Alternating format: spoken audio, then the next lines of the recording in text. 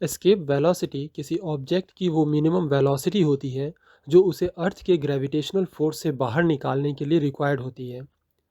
Question यह है कि इसे एस्केप वेलोसिटी कहना सही है या एस्केप स्पीड। इसके लिए पहले इसे समझते हैं। कोई भी ऑब्जेक्ट अर्थ पर इसलिए बनी रहती है क्योंकि अर्थ के ग्रेविटेशनल फोर्स की वजह से ऑब्जेक्ट एक ग्रेविटेशनल पोटेंशियल ऑब्जर्व करती है जो उसे बाहर नहीं निकलने देता। लेकिन अगर ऑब्जेक्ट को ठीक उतनी ही काइनेटिक एनर्जी प्रोवाइड की जाए जितना अर्थ ऑब्जेक्ट पर ग्रेविटेशनल पोटेंशियल क्रिएट करता है, तो ये दोनों एक दूसरे को बैलेंस कर देंगे और ऑब्जेक्ट की टोटल मैकेनिकल एनर्जी जीरो हो जाएगी।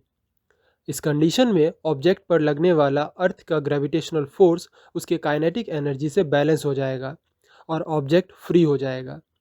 ऑब्जेक्ट के इस मिनिमम वेलोसिटी को ही एस्केप वेलोसिटी कहते हैं।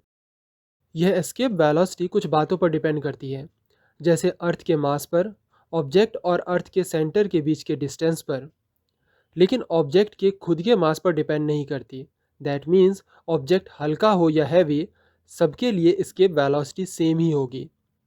इस रिलेशन के अकॉर्डिंग अर्थ के ग्रेविटेशनल फोर्स से फ्री होने के लिए मिनिमम रिक्वायर्ड वेलोसिटी यानी एस्केप वेलोसिटी 11.2 किलोमीटर पर सेकेंड है।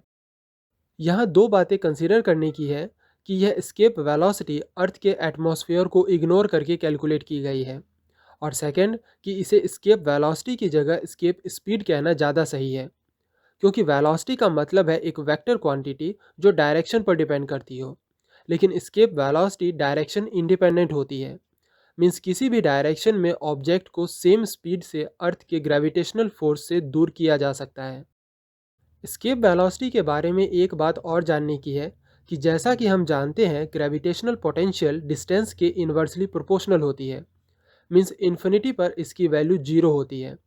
तो जब किसी ऑब्जेक्ट को एस्केप वेलोसिटी से अर्थ से दूर भेजा जाता है, तो अर्थ से दूर जाने के साथ साथ इन दोनों के बीच की पोटेंशियल एनर्जी घटती जाती है, साथ ही काइनेटिक एनर्जी भी घटती जाती है, और इन्फिनिटी पर जाकर ऑब्जेक्ट की काइनेटिक एनर्जी भी जीरो हो जाती है।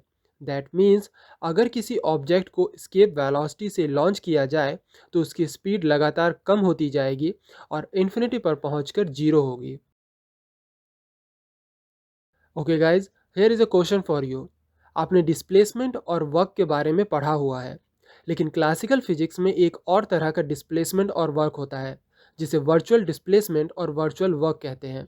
हमारा क्वेश्चन यही है कि वर्चुअल डिस्प्लेसमेंट और वर्चुअल वर्क क्या होता है।